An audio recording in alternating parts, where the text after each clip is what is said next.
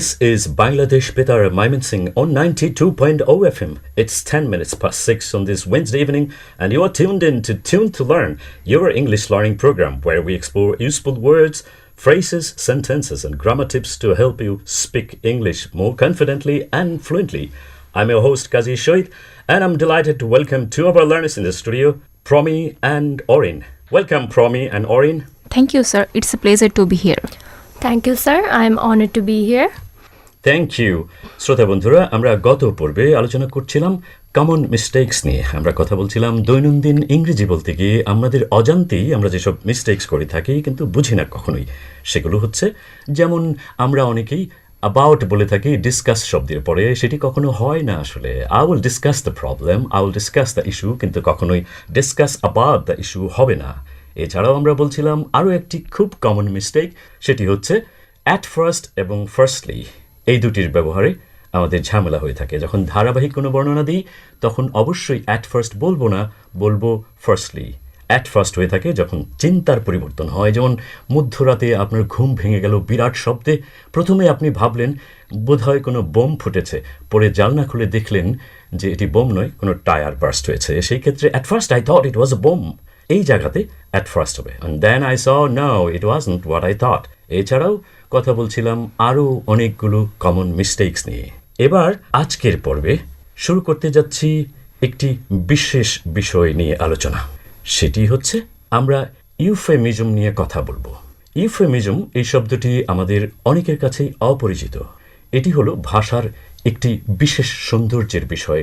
যেমন ধরুন, আপনি কাউকে যখন বলেন আমি যেতে পারবো না আপনার সঙ্গে, এটি একটু কর্কশ শোনায়, একদম না করে দিচ্ছেন। কিন্তু আপনি যদি বলেন যেতে পারলে ভালো হতো, এই কথাটি বলার মাধ্যমেও আপনি মূলত যেতে যে পারবেন না সেটির ধারণাই দিচ্ছেন। এই যে আমি যেতে পারবো না, এটির পরিবর্তে যেতে পারলে ভালো হতো বললেন, অর্থাৎ I can't go with you.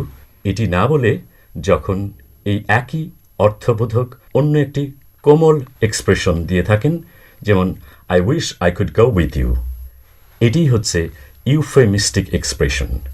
Euphemism হল সুভাষণ, কঠোর কর্কশ এক্সপ্রেশনকে কোমল নরম কোনো শব্দ দিয়ে বাক্য দিয়ে প্রকাশ করা, সেটি হল ইউফেমিস্টিক এক্সপ্রেশন। এর বিপরীতে ডাইরেক্ট বা ডিসফেমিস্টিক এক্সপ্রেশন বলতে পারি। আমরা আজকে বেশ কিছু ইউফেমিস্টিক এক্সপ্রেশনস নিয়ে কথা বলবো, এবং আজকের পর্বের শেষে আপনাদের জন্য থাকবে কুইজ। 10টি প্রশ্ন থাকবে। আমরা যখন এই পর্বটি ফেসবুকে পোস্ট করব তখন আপনাদেরকে এই উত্তরগুলো জানিয়ে দেওয়া হবে কুইজের। সঙ্গে থাকুন এবং আশা করি আপনারা কুইজের উত্তরের জন্য প্রস্তুত থাকবেন। শ্রোতা বন্ধুরা, বলছিলাম ইউফেমিজম নিয়ে, ইউফেমিস্টিক এক্সপ্রেশনস নিয়ে। যেমন ধরুন গার্বেজ কালেক্টর, যিনি আমাদের বাসার আবর্জনাকে বয়ে নিয়ে যান, কালেক্ট করে নিয়ে যান। গার্বেজ কালেক্টর না বলে আমরা ইউফেমিস্টিক এক্সপ্রেশন হিসেবে বলতে পারি স্যানিটেশন ওয়ার্কার। এছাড়াও কোনো সেনাবাহিনী কর্তৃক কোনো আগ্রাসন হলে, কোথাও সেনা অভিযান হলে অনেক সময় অনেক সিভিলিয়ান, অনেক সাধারণ মানুষ মারা পড়েন। সেই ক্ষেত্রে এই ডেথ, অ্যাক্সিডেন্টাল ডেথ, এটি বোঝাতে আরেকটি কোমল শব্দ ব্যবহার করা হয়, সেটি হচ্ছে কোল্যাটারাল ড্যামেজ। কোল্যাটারাল ড্যামেজ বলে মূলত অ্যাক্সিডেন্টাল ডেথ এটি বোঝাচ্ছি, আর এক্ষেত্রে আমি ইউফেমিস্টিক এক্সপ্রেশনের আশ্রয় নিলাম। এছাড়াও ধরুন বয়স্ক হয়ে যাচ্ছে কেউ, হি ইজ গেটিং ওল্ড না বলে he is over the hill. এই ওভার দ্য হিল বললেও মূলত এই গেটিং ওল্ড, বুড়িয়ে যাওয়াকে বোঝাচ্ছে। ওইটি না বলে যখন আমি বলছি he is over the hill, it's meaning the same thing but in a softer way. এটি হলো ইউফেমিস্টিক এক্সপ্রেশন। এবার আমরা শিক্ষার্থীদের কাছ থেকেও এরকম বেশ কিছু ইউফেমিস্টিক এক্সপ্রেশনের ধারণা নেব। প্রথমে অরিন, তুমি কয়েকটা বলে শোনাও। Yes, sir. As an example, in matter of social and personal matters in regular life, we can say he passed away or he is no more instead of he died. We can use she is elderly or she is senior citizen instead of saying she is old. We can also use he is big boned or he has some extra pounds to make it sound more euphemistic instead of saying he is fat. We can say she is expecting or she is with child instead of saying she is pregnant.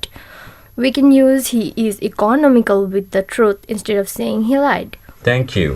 আমরা বলতে পারি he is economical with the truth. এটি দিয়ে আসলে কি বোঝাচ্ছে?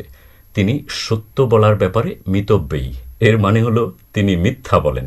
এখন খেয়াল করুন বন্ধুরা, মিথ্যা বলেন এরকম কথাটি অনেক বেশি কর্কশ শোনায়।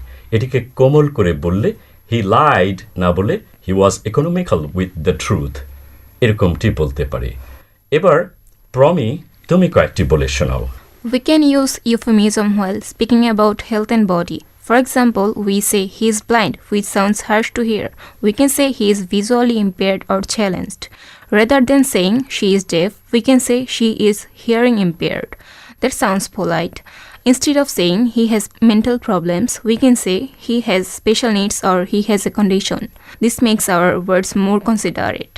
And when someone has a disability, we can say he is physically impaired or challenged. চমৎকার বললে। আমরা যেন কখনো অন্ধ মানুষকে হি ইজ ব্লাইন্ড এটি না বলি, তাতে তিনি কষ্ট পান।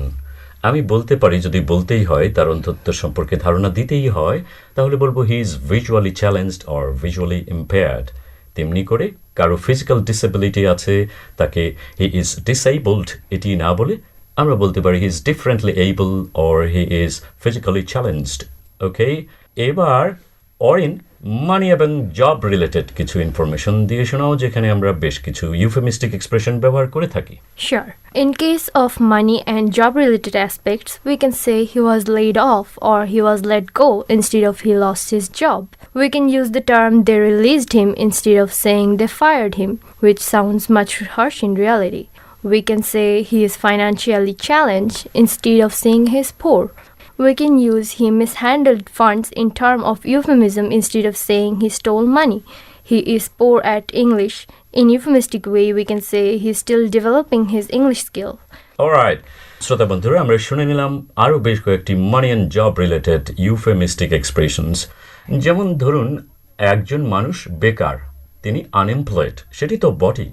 বেকারকে আমরা আনএমপ্লয়েডই তো বলি, কিন্তু এটি ইউফেমিস্টিক নয়, এটি খুব ডাইরেক্ট। এবং কেউ একজন বেকার এটিকে তিনি এরকম উচ্চকিত করে প্রচার না করে তিনি বলতে পারেন একটু সফটার ওয়েতে, তিনি বলতে পারেন I am job seeker or I am between jobs, এরকম। এবার প্রমির কাছ থেকে বলে শোনাও আরও কয়েকটি তুমি। We can use euphemism in everyday courtesy as well. Instead of saying shut up, we can say could you keep it down please. Okay, instead of use shut up, we can say could you keep it down. তো আমাকে বলো যে you আর রং, এটির পরিবর্তে ইউফেমিস্টিক expression আমরা কি বলতে পারি?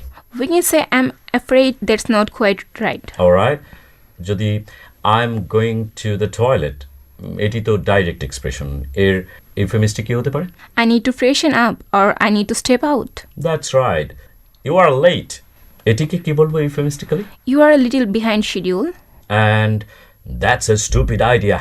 We can say that may not be the best option. That's right, thank you. এবার অরিন, তোমার সাথে আমরা বলি কিছু সেন্সিটিভ টপিকস নিয়ে, যেখানে আমরা বেশ কয়েকটি ইউফেমিস্টিক এক্সপ্রেশন ব্যবহার করি। যেমন ধরো, কেউ ইংরেজিতে খুব কাঁচা, যেটিকে আমরা সরাসরি বলে থাকি he is poor at English. What can you say if we want to say it euphemistically? In euphemistic way, we can say he's still developing his English skills. All right. And if it is the sentence, he failed in the exam. We can say he didn't pass instead. All right. And what about she's divorced? In that case, we can say she is no longer with her husband. Yes, definitely. And suppose he's drunk. In that case? We can say he had a little too much to drink. That's right. And it's a lie. We can say that's not entirely accurate. Exactly. বন্ধুরা, আমরা দেখে নিলাম বেশ কয়েকটি খুবই গুরুত্বপূর্ণ দৈনন্দিন ইংরেজিতে কথোপকথনে আমরা অনেক সময় ব্যবহার করে থাকি কিছু এক্সপ্রেশন, যেগুলো মোটেই খুব ভালো শোনায় না। আমরা যদি সফটার ওয়েতে বলতে চাই, ডাইরেক্টলি বলতে গেলে যেগুলোকে আমরা হি ফেইলড এরকম করে বলতাম, সেটিকে ইনডাইরেক্টলি ইউফেমিস্টিক্যালি আমরা বলবো হি ডিডন্ট পাস, এই রকম করে। এই যে কঠোর বা কর্কশ এক্সপ্রেশন থেকে কোমল এক্সপ্রেশনে আসা, এটিকে ব্যবহার করায় মিনিংয়ের কোনো তারতম্য হয় না, কিন্তু শুনতে ভালো শোনায়। যাকে বলা হচ্ছে, যার বিষয়ে বলা হচ্ছে, তাতে মিনিংয়ের কোনো চেঞ্জ হচ্ছে না। যেমন you are late, you are little behind the schedule. In this case It means the same thing, but a little better way, a little euphemistic way. এছাড়াও আমরা আরও বেশ কয়েকটি ইউফেমিস্টিক এক্সপ্রেশন তো ব্যবহার করেই থাকি। আমরা শুনেছি নিশ্চয়ই মৃত্যুদণ্ডকে ইংরেজিতে বলা হয় ডেথ পেনাল্টি। ডেথ পেনাল্টিকে আপনি চাইলে ইউফেমিস্টিক্যালি ব্যবহার করতে পারেন ক্যাপিটাল পানিশমেন্ট এটি বলেও।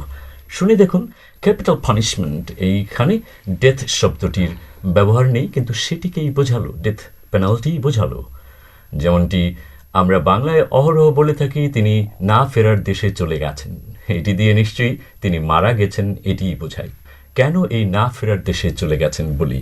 কারণ আমরা এই কঠোর কষ্টদায়ক বাস্তবতাকে প্রকাশে অন্তত যথাসম্ভব কোমল শব্দ দিয়ে আনতে চাই, সে কারণেই এটিকে এভাবে বলে থাকি। এবার আমরা শিক্ষার্থীদের কাছ থেকে শুনব তাদের ইংরেজি শেখাশেখি কিভাবে তারা করে থাকে, তাদের বাসায় কিভাবে তারা ইংরেজিটা প্র্যাকটিস করে, এবং এই যে বলা বলির চেষ্টা সেটা আসলে কবে থেকে কিভাবে শুরু হলো। প্রথমেই Orin, I would like to ask you about what do you do in the name of practicing English at home? Well, I practice is by having regular conversation with my sibling. We set aside time each day to talk about various topics, anything from what we did that day to current events or even hypothetical situations. Additionally, I make an effort to maintain my conversation with friends in English. If we're chatting online or meeting up, I try to switch the conversation to English. You said that you practice with your sibling. Yes, I do. How old is that sibling? She is actually 14 and she is quite fluent in English. She's 14 and you are 19, right? How did she start practicing? With you? Yes, she certainly started practicing with me, or more like she has a lot of online friends and she also practices with them. Okay. But when did you actually start trying to practice English? It all started with my growing interest in various forms of English language media. I became deeply interested in novels and then moved to online dramas, series and movies. Initially, I often found myself struggling to fully understand the context and more nuanced aspects of the language. This frustration provided the first major motivation.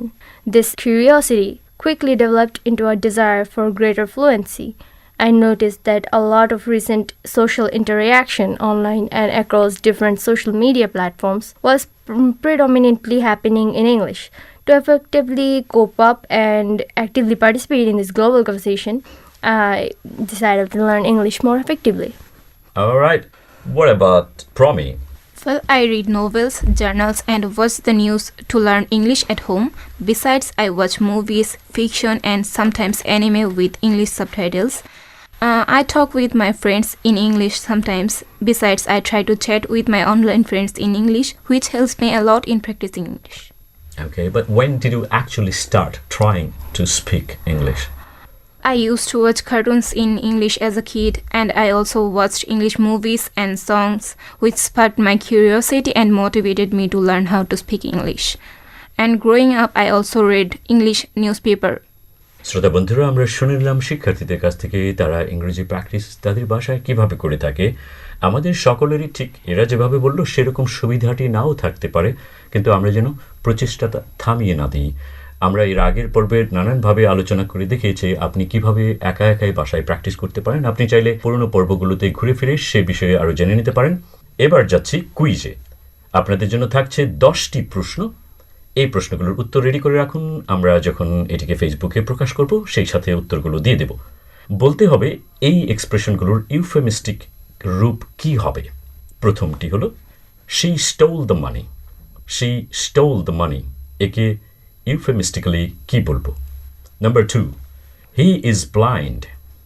Number 3, he failed the exam. Number 4, that's a stupid idea. Number 5, I am tired. Number 6, shut up. Number 7, he is poor at English.